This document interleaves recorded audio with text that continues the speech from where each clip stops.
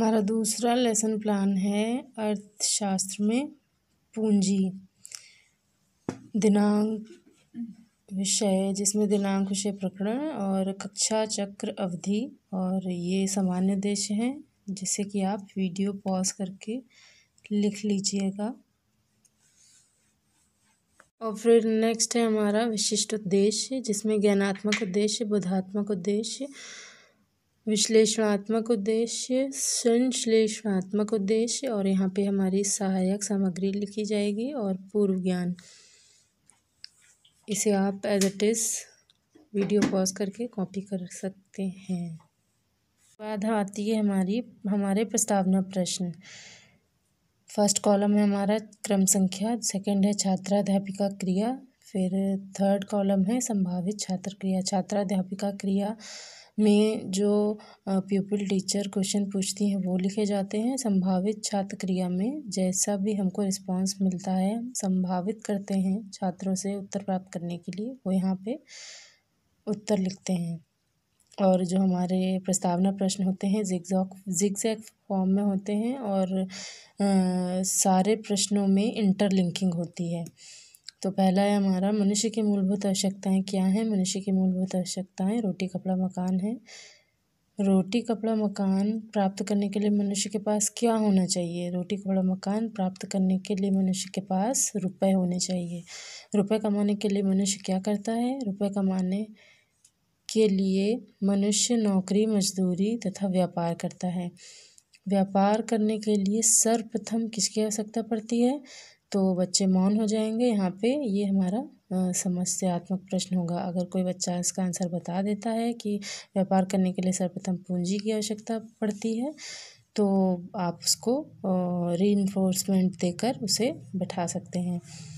तो फिर उसके बाद उद्देश्य कथन है हमारा छात्रों, आज हम अर्थशास्त्र विषय में पूंजी नामक पाठ को विस्तार पूर्वक पढ़ेंगे या विस्तार पूर्वक अध्ययन करेंगे।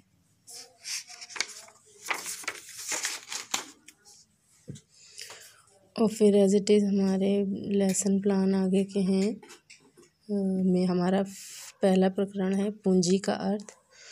और यहाँ पे 2 डेवलपमेंट क्वेश्चन पूछे गए हैं। पहला डेवलपमेंट क्वेश्चन है मनुष्य को अपनी आवश्यकताओं की पूर्ति के लिए किसकी आवश्यकता होती है। मनुष्य को अपनी आवश्यकताओं की पूर्ति के लिए रुपयों की आवश्यकता होती है। कौन सी विधि है। प्रश्नोत्तर विधि है।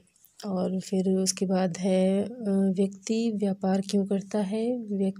इसमें छात्र उत्तर देंगे व्यक्ति व्यापार रुपए कमाने के लिए करता है। ये हमारी कौन सी विधि है। प्रश्नोत्तर विधि। और फिर उसके बाद स्पष्टीकरण में जो भी हमारा पूंजी का अर्थ यहाँ पे शिक्षण बिंदु डालते हैं, स्पष्टीकरण में पूंजी का अर्थ लिखेंगे। फिर उसके बाद उसको डिफाइन कर देंगे। आप वीडियो पॉज करके एज इट इज़ लिख सकते हैं। फिर उसके बाद छात्र क्रिया में यहाँ पे लिखा जाएगा छात्र ध्यानपूर्वक सुनेंगे। और फिर उसके बाद व्याख्यान विधि होगी। और श्यामपट्ट कार्य में जो भी हम बच्चों को पढ़ाते टाइम श्यामपट्ट पे लिखेंगे उसको यहाँ पे लिखा जाएगा। और फिर उसके बाद हमारा दूसरा शिक्षण बिंदु है पूंजी की विशेषताएं। और यहाँ पे हमारे 2 डेवलपमेंट क्वेश्चन पूछे गए हैं। पूंजी का अंग्रेजी अनुवाद क्या है। तो यहाँ पे बच्चे आंसर देंगे पूंजी का अंग्रेजी अनुवाद कैपिटल है। ये कौन सी विधि है। प्रश्नोत्तर विधि।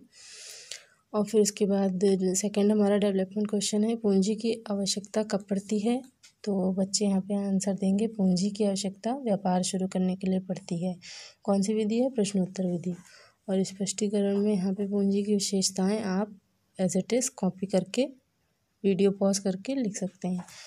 और ये यहाँ पे छात्र ध्यानपूर्वक सुनेंगे और व्याख्यान विधि है ये। और यहाँ पे बच्चों को मैंने चार्ट के थ्रू समझाया था, तो उस चार्ट का छोटा सा मिनिएचर यहाँ पे लगा देंगे। और जो भी हम अपना प्रकरण पढ़ाएंगे और उसको हम डिफाइन चार्ट के थ्रू करेंगे, लेकिन श्यामपट्ट पे हम अपने जो ब्लैक बोर्ड है जहाँ पे हम रियल टीचिंग कर रहे हैं वहाँ पे पूंजी की विशेषता हेडिंग लिख देंगे। और हमारा तीसरा शिक्षण बिंदु है पूंजी का महत्व। यहाँ पे 2 डेवलपमेंट क्वेश्चन पूछे गए हैं। पूंजी का निर्माण किसके द्वारा किया जाता है। पूंजी का निर्माण मनुष्य के द्वारा किया जाता है। कौन सी विधि है। प्रश्नोत्तर विधि। और सेकेंड डेवलपमेंट क्वेश्चन है हमारा, पूंजी उत्पादन का कैसे साधन है? पूंजी उत्पादन का निष्क्रिय साधन है। कौन सी विधि है ये? प्रश्न उत्तर विधि। और यहाँ पे स्पष्टीकरण पे, जैसा कि पहले हम बता चुके हैं, स्पष्टीकरण पे पहले हम हेडिंग डालेंगे जो हमारे शिक्षण बिंदु होगी, पूंजी का महत्व। आप वीडियो पॉज करके एज इट इज़ कॉपी कर सकते हैं। यहाँ पे छात्र ध्यानपूर्वक सुनेंगे। कौन सी विधि है? व्याख्यान विधि है। और यहाँ पे श्यामपट्ट कार्य में हमने बच्चों को श्यामपट्ट पे लिखकर समझाया था, तो वैसे ही हमने श्यामपट्ट कार्य में लिख दिया है। और हमारा फिर उसके बाद बच्चों से हम बोधात्मक प्रश्न करेंगे। पूंजी का अर्थ बताइए। आप as it is video pause करके कॉपी कर सकते हैं बोधात्मक प्रश्न। और बोधात्मक प्रश्न करने के बाद हम श्यामपट्ट कार्य में उनका आंसर लिखते हैं।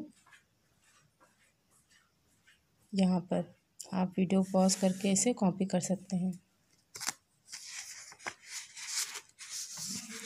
और फिर लास्ट में आता है निर्देश एवं निरीक्षण, फिर उसके बाद पुनरावृत्ति प्रश्न, और एंड में हमारा आएगा गृह कार्य। तो आप वीडियो पॉज करके एज इट इज़ कॉपी कर सकते हैं।